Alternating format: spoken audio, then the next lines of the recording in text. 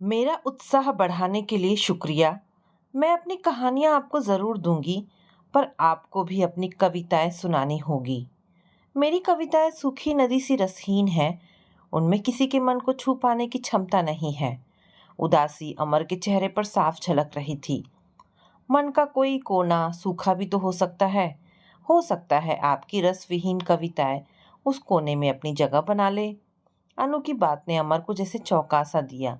ठीक है, अगर ऐसी नीरस कविताओं की आपको चाहत है तो कल मेरा कविता संग्रह आपके हाथों में होगा। क्षमा कीजिए, आप अपना कविता संग्रह अनु जी को जरूर दे, पर हम सब स्टाफ मेंबर्स आपकी कविताएं सस्वर सुनना चाहेंगे। सुदेश जी ने आग्रह किया। सबके आग्रह पर खाली समय में अमर ने अपनी 2-3 कविताएं सुना दी थी। कविताओं में जैसे मन की गहन पीड़ा साकार थी। आपने ये कैसे कहा? आपकी रस विहीन कविताएं किसी के मन को नहीं छू सकती? आपकी कविताओं ने तो मेरे अंतर तक को भिगा दिया है। सच कह रही हैं या मेरा मन बढ़ा रही हैं? बिल्कुल सच कह रही हूँ। अब आपका कविता संग्रह मुझे दे दीजिए। कविताओं और कहानियों के आदान प्रदान के साथ अनु और अमर के संबंध बहुत सहज होते गए। अक्सर अनु की कहानियों पर चर्चा करते समय अमर अनु को उसकी कहानी के विषय में सकारात्मक सुझाव दे जाते। अनु उनके अनुसार कहानी में सुधार लाकर संतुष्ट होती। इस बीच अनु ने फिर से नई कहानियां लिखना शुरू कर दिया था। अमर की कविताएं अनु की टिप्पणी की प्रतीक्षा करती। अचानक एक दिन नामी मैगजीन में अपनी कहानी प्रकाशित देख अनु चौंक गई। अमर ने सबके सामने घोषणा की, आज अनु जी सबको मिठाई खिलाएंगी, इनकी कहानी छपी है। कहिए अनु जी, मंजूर है? हंसी के साथ अमर जी ने कहा। मैंने तो कोई कहानी छपने नहीं भेजी, पर ये कैसे छप गई? अनु हैरान थी। अगर ये सच है तो ये तो चमत्कार ही है। मुझे लगता है मैगजीन के संपादक तक यह खबर पहुंच गई कि एक गुमनाम कहानी लेखिका के पास इतनी अच्छी कहानियों का खजाना है। अमर जी की मुस्कान ने अनु का रहस्य स्पष्ट कर दिया।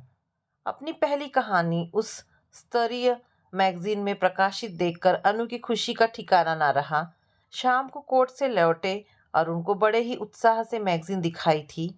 अरुण देखो, मेरी कहानी छपी है। इस मैगजीन में छपना आसान नहीं होता। देख रहा हूँ कॉलेज में पढ़ाने की जगह ऐसे फालतू काम किए जा रहे हो। अच्छा हो ये सब छोड़कर घर गृहस्थी पर ध्यान दो। घर परिवार इन बेकार के कामों से ज़्यादा ज़रूरी है। मैगजीन बिना देखे अरुण ने फरमान सुना दिया।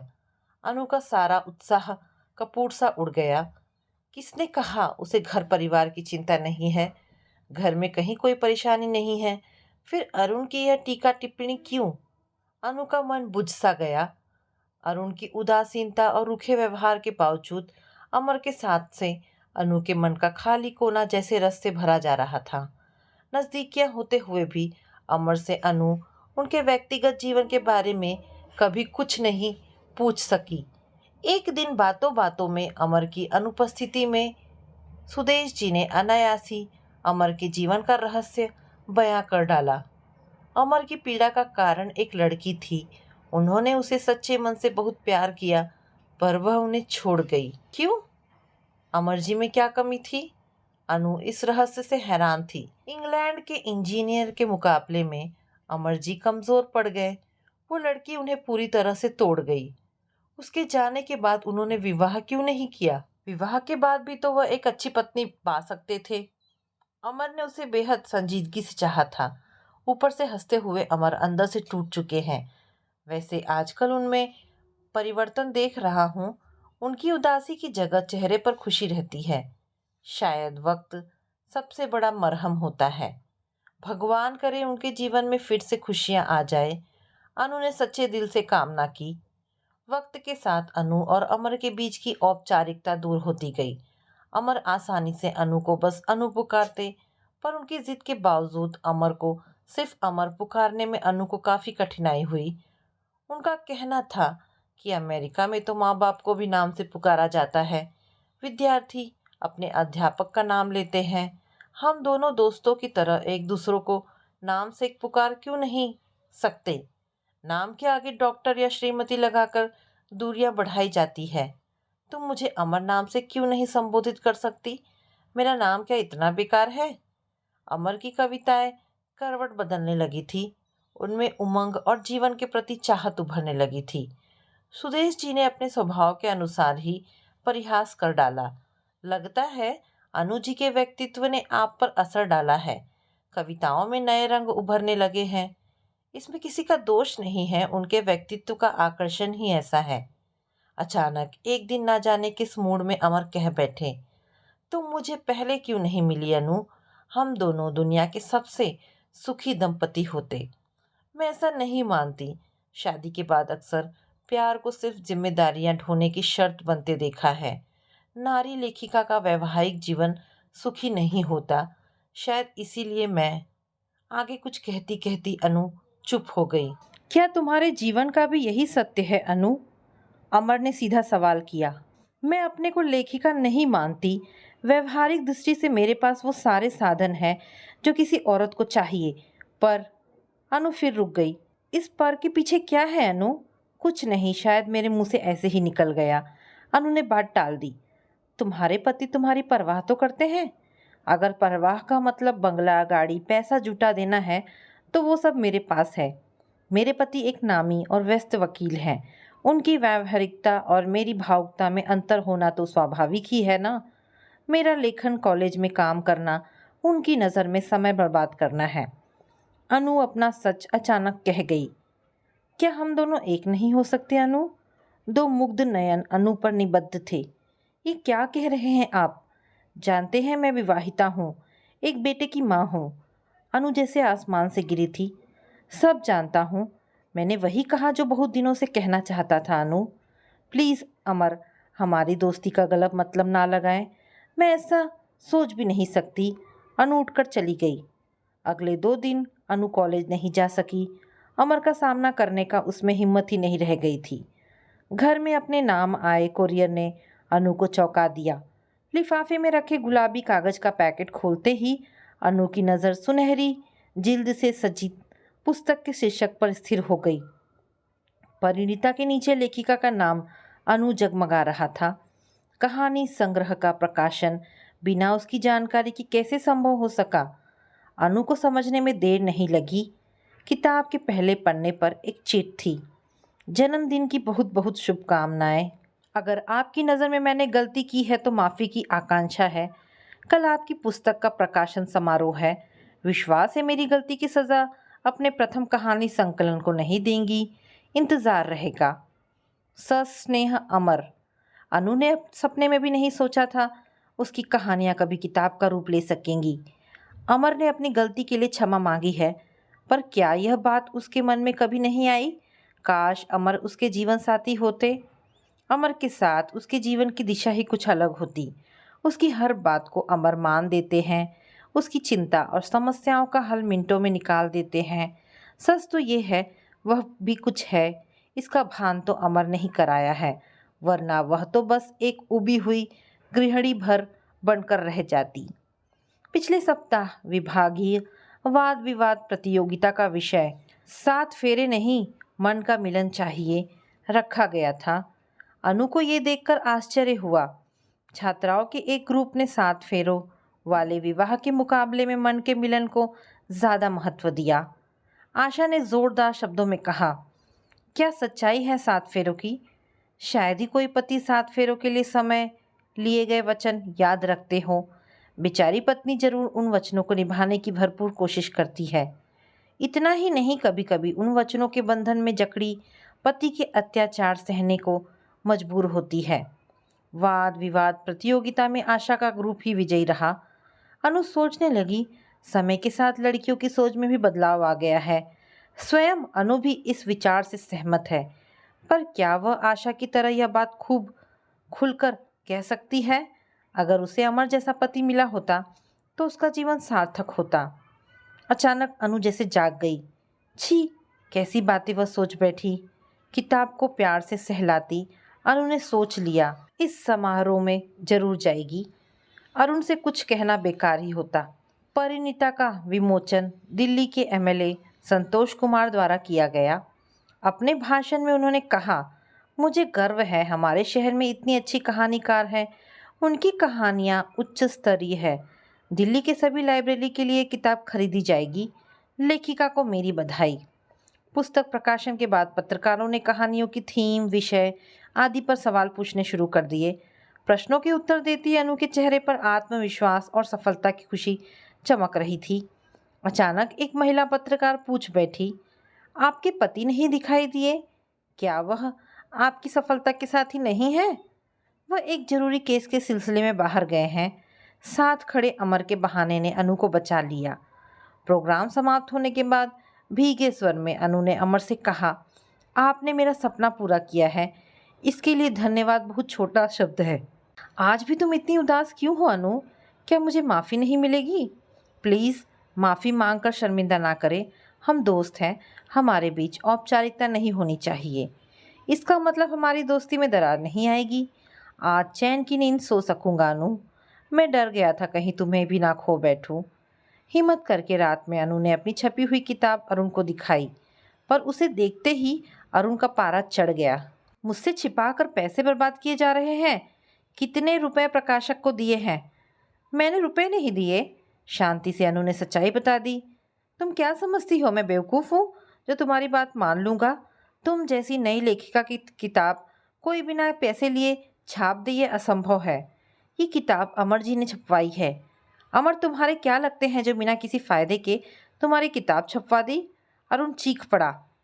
वो मेरे विभागाध्यक्ष हैं, मेरी कहानियाँ पसंद करते हैं। तुम्हारी कहानियाँ या तुम्हें पसंद करते हैं? ऐसा तो पहली बार सुना कोई विभागाध्यक्ष किसी लेक्चरर की किताब छपवाए। सच कहो, तुम दोनों के बीच क्या चल रहा है? अरुण का गुस्सा 7वें आसमान पर था। बिना उत्तर दिए अनु अरुण के सामने से हट गई। पिछले कुछ दिनों से अरुण का बर्ताव बेहद रूखा होता जा रहा था। बात बेबात अनु की बेइज्जती करना उसका स्वभाव हो गया था। साथ की महिला वकील मिस माया के साथ देर रात तक काम के बहाने रुके रहना रोज का नियम बन गया था। एक दो बार अनु ने कुछ कहना चाहा तो उसे उसकी औकात दिखा खरी खोटी सुना दी गई। उसके बाद अनु ने कभी कुछ जानने समझने की हिम्मत ही नहीं की। रात में करवटें बदलती अनु की आंखों के सामने से अमर का चेहरा नहीं हट रहा था। अपने को धिक्कारती अनु सोच रही थी, 30 बरस की उम्र में किसी गैर पुरुष के बारे में सोचते रहना कितना गलत है। वो कैसे भूल सकती है? वह शादीशुदा ही नहीं, एक बच्चे की माँ है। अपने मन पर उसे नियंत्रण पाना ही होगा।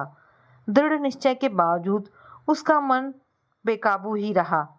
दूसरी सुबह न्यूज़पेपर पढ़ते समय अरुण की नज़र कल शाम की किताब के विमोचन समारोह पर छपी फोटो पर ठहर गई। फोटो में अनु के साथ एमएलए संतोष कुमार खड़े थे। अरुण के माथे पर बल पड़ गए। जोर की पुकार पर घबराई अनु सामने आ खड़ी हुई। फोटो में किसके साथ चिपक कर खड़ी हो? तीखी आवाज़ में अरुण ने प्रश्न किया। इन्हें क्या आप नहीं जानते? हमारे शहर के एमएलए संतोष कुमार हैं। मेरी पुस्तक का विमोचन उन्हीं ने किया था। कुछ गर्व से अनु ने कहा। काहे का एमएलए? कॉलेज में लड़कियों को छेड़ने की वजह से सस्पेंड किया गया था। किताब का विमोचन कराने के लिए गुंडा ही बचा था। मेरी नाक कटाने के लिए और कौन से गुल खिलाओगी? बस बहुत हो गया। कल से कॉलेज नहीं जाओगी।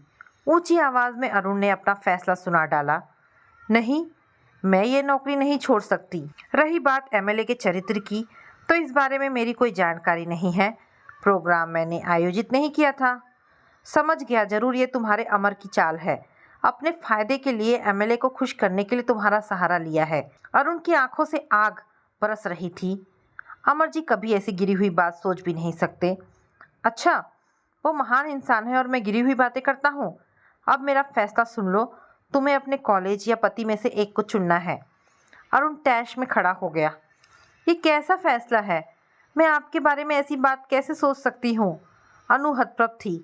मुझे हाँ या ना में जवाब चाहिए। तुम कॉलेज छोड़ोगी या नहीं? तमतमाए चेहरे से अरुण ने पूछा। नहीं, दृढ़ता से अनु ने उत्तर दिया। क्या तुम्हारी इतनी हिम्मत? मेरी बात नहीं मानोगी? अभी इस वक्त मेरे घर से निकल जाओ। आज के बाद ना तुम्हारे लिए इस घर में जगह है, ना मेरी ज़िंदगी में। फ़ौरन निकल जाओ वरना धक्के मारकर निकाल दूंगा। अरुण ने हाथ उठाया था। ये क्या कह रहे हैं? मैं कहाँ जाऊंगी? अनु रुआंसी हो गई। जहाँ जी चाहे जाओ, मरो। मैंने फैसला कर लिया, अब और बहस की तो अंजाम बुरा होगा। मेरी क्या गलती है? आखिर आपकी पत्नी हूँ, कुछ तो सोचिए। मुझे कुछ सोचना समझना नहीं है, बहुत पर निकल आए हैं। Now get out of my house and my life. Anshu के बारे में तो सोचिए, वह बच्चा क्या माँ के बिना रह सकेगा? अनु की आंखें भर आई। तुम जैसी औरत की जगह पर 10 औरतें खड़ी कर दूंगा। तुम्हारी जैसी माँ के मुकाबले किसी हॉस्टल में उसकी अच्छी देखरेख और परवरिश हो जाएगी। 2 जोड़ी कपड़े लेकर निकल जाओ, वरना मुझसे बुरा कोई नहीं होगा।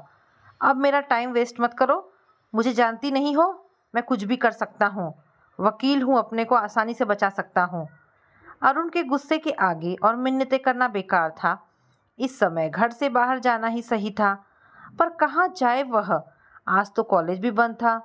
मस्तिष्क में एक ही चेहरा उभर रहा था जो उसकी बात समझ सकेगा। शायद कुछ देर बाद जब अरुण का गुस्सा शांत हो, तब वह अपनी भूल स्वीकार कर उसे वापस बुला लेगा। अचानक घर पहुंची अनु को देखकर अमर हैरानी में आ गए। तुम अचानक यहाँ? सब ठीक तो है? कुछ भी ठीक नहीं है अमर। और कोई जगह नहीं थी जहाँ जाती। अनु की आंखें छलछला आई। परेशान मत हो, इस घर और मुझ पर तुम्हारा पूरा अधिकार है। बैठो, मैं कॉफ़ी लाता हूँ। अनु को कॉफ़ी का मग थमा। अमर उसके सामने सोफे पर बैठ गए। कॉफ़ी समाप्त कर अनु कुछ सामान्य हो चली। धीमे धीमे अटकते अटकते अनु सारी घटना दोहरा गई। समझ में नहीं आता पढ़े लिखे इंसान का ऐसा सोच हो सकता है। 7 वर्षों के साथ के बावजूद भी वह तुम्हें नहीं जान सके। पत्नी पर इस तरह शक करना अन्याय है, अमर ने गंभीरता से कहा। आगे के लिए क्या सोचा है अनु? अनु के चुप्पी पर अमर ने पूछा। अरुण के बुलावे का इंतज़ार है, और कर भी क्या सकती हूँ? इतने अपमान के बाद लौटकर क्या सम्मान पा सकोगी? अमर ने नज़रें अनु के चेहरे पर गड़ा दी। और कर भी क्या सकती हूँ? अनु के रुके आंसू फिर बह निकले। जैसे पल भर में उसने तुम्हें अपनी ज़िंदगी से निकाल फेंका है, तुम भी उसे अपनी ज़िंदगी से निकाल सकती हो। औरत और मर्द में बहुत फ़र्क होता है अमर। इसी सोच की वजह से औरत हमेशा हारती आई है। सच कहो, क्या तुम्हारा मन नहीं चाहता कोई तुम्हें, तुम्हारे पूरे वजूद को, तुम्हारी हर अच्छाई कमी के साथ तुम्हें सच्चे मन से प्यार करे? जो नहीं मिला उसके बारे में क्या सोचना? अचानक अनु का मोबाइल बज उठा। अरुण का फ़ोन है। अनु उत्साहित उठी। कान से फ़ोन लगाते ही अरुण की कड़वी आवाज़ सुनाई दी थी। जानता हूँ अपने आशिक के पास बैठी मुंह काला कर रही हो। कल डाइवोर्स के पेपर पहुँच जाएंगे। चुपचाप पेपर पर साइन कर देना। साइन ना करने की हालत में कोर्ट से बेइज्जती के लिए तैयार रहना। याद रखना, मैं इस शहर का नामी वकील हूँ। धजिया उड़ा कर रख दूंगा। बात ख़त्म करते ही फ़ोन कट गया था। बेगुनाह होते हुए भी मुझे डाइवोर्स की धमकी दे रहे हैं। इसके पहले कि अरुण के डाइवोर्स के पेपर पहुँचे, मैं अरुण को डाइवोर्स देना चाहती हूँ। मुझे जो भी सहना पड़े सहूँगी, पर अरुण के अहम को तो चोट पहुँचा सकूँगी। अरुण क्या मुझे छोड़ेंगे? मैं ही उनका परित्याग करूँगी। मेरी सहायता कर सकते हो अमर? वाह, ये हुई ना बात। पुरुष हमेशा स्त्री की दुखती रग पर चोट करता है। स्त्री की कमज़ोरी उसके अहम को बढ़ावा देती है। तुम ठीक सोच रही हो। मेरा वकील दोस्त तुम्हारे डाइवोर्स के पेपर तैयार कर देगा। कल सुबह तक कागजात अरुण तक पहुंच जाएंगे। हाँ, एक बार फिर सोच लो। मैं सोच चुकी हूँ, अब पीछे नहीं हटूंगी। अनु के चेहरे पर दृढ़ता थी। अंशु के बारे में क्या सोचा है?